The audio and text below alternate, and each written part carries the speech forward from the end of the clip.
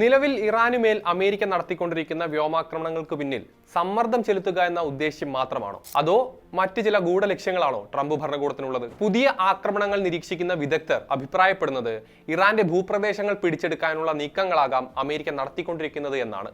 എന്താണ് യാഥാർത്ഥ്യം? അങ്ങനെ ഒരു സൈനിക നീക്കമാണോ അമേരിക്ക നടത്തുന്നത്? വിശദമായി നോക്കാം. സ്വാഗതം ഇൻഡെപ്തിലേക്ക്. തുടർച്ചയായി ഇറാനുമേൽ അമേരിക്ക നടത്തിക്കൊണ്ടിരിക്കുന്ന ആക്രമണങ്ങൾക്ക് ഒരു പ്രത്യേകതയുണ്ട്.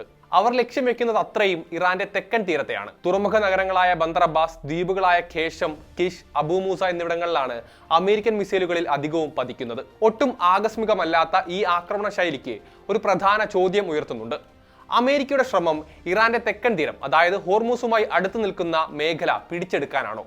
ഇക്കഴിഞ്ഞ മാർച്ചിൽ ഇറാന്റെ നിർണായകമായ കാർഗ് ദ്വീപിൽ കരയാക്രമണം നടത്താൻ അമേരിക്ക പദ്ധതിയിടുന്നതായി റിപ്പോർട്ടുകൾ പുറത്തു വന്നിരുന്നു. അന്നത് ഒന്നും സംഭവിക്കാതെ കെട്ടടങ്ങിയെങ്കിലും നിലവിലെ അമേരിക്കൻ നീക്കങ്ങൾ ആ അഭ്യൂഹങ്ങൾക്ക് വീണ്ടും ജീവൻ പകർന്നിരിക്കുകയാണ്. അപ്പോൾ സ്വാഭാവികമായി ഉയരുന്നൊരു ചോദ്യം, അങ്ങനെ ഒരു ഉദ്ദേശമുണ്ടെങ്കിൽ തന്നെ അമേരിക്കയ്ക്ക് അതിന് സാധിക്കുമോ എന്നതാണ്. വിദഗ്ധരുടെ അഭിപ്രായത്തിൽ അവർക്കതിന് സാധിക്കും. കാരണം ഏകദേശം 50,000 സൈനികരെയാണ് അമേരിക്ക നിലവിൽ പശ്ചിമേഷ്യയിൽ വിന്യസിച്ചിരിക്കുന്നത്. അവർക്ക് പിന്തുണ നൽകാൻ വിമാനവാഹിനികൾ, നൂതന യുദ്ധവിമാനങ്ങൾ, യുദ്ധക്കപ്പലുകൾ എന്നിവയുമുണ്ട്.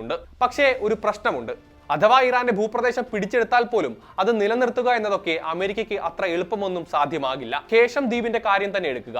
കടലിന് നടുവിലുള്ള ഒരു വിദൂര ദ്വീപല്ല ഖേഷം. ഇറാൻ മെയിൻലാൻഡിന് തൊട്ടടുത്താണത്. അതായത് അവിടെ നിലയുറപ്പിച്ചിരിക്കുന്ന ഏതൊരു അമേരിക്കൻ സൈനികനും ഇറാൻ സൈന്യത്തിന്റെ ആക്രമണത്തിന് ഏത് നിമിഷവും വേണമെങ്കിലും ഇരയാകാം എന്നർത്ഥം. ഇറാന് ആ ദ്വീപ് തിരിച്ചുപിടിക്കാൻ എളുപ്പമായതിനാൽ തന്നെ അമേരിക്കയ്ക്ക് ആഗോളതലത്തിൽ വലിയ നാണക്കേടുണ്ടാകുന്ന നീക്കമായിരിക്കും ഖേഷം പിടിച്ചെടുക്കാനുള്ള ശ്രമമെന്ന് ചുരുക്കം. ഹോർമൂസ് പിടിച്ചെടുക്കുക അല്ലെങ്കിൽ അവിടെയുള്ള ഇറാന്റെ സ്വാധീനം ഇല്ലാതാക്കുക എന്ന ലക്ഷ്യത്തോടെയാണ് അമേരിക്ക ദ്വീപുകൾ പിടിച്ചെടുക്കാൻ പുറപ്പെടുന്നതെങ്കിൽ അവിടെയുമുണ്ട് വലിയൊരു പ്രശ്നം. അങ്ങനെ തെക്കൻ തീരത്തെ ദ്വീപുകൾ പിടിച്ചെടുത്തുകൊണ്ട് മാത്രം ഇല്ലാതാക്കാൻ കഴിയുന്നതല്ല ഇറാന്റെ ഹോർമൂസിലെ സ്വാധീനം. ഇറാന്റെ കപ്പൽവേധ മിസൈലുകൾ, ഡ്രോണുകൾ, തീരദേശ പ്രതിരോധ സംവിധാനങ്ങൾ എന്നിവ പ്രധാനമായും ദ്വീപുകളിലല്ല ഇറാന്റെ മെയിൻലാൻഡിൽ തന്നെയാണ് സ്ഥാപിച്ചിട്ടുള്ളത്.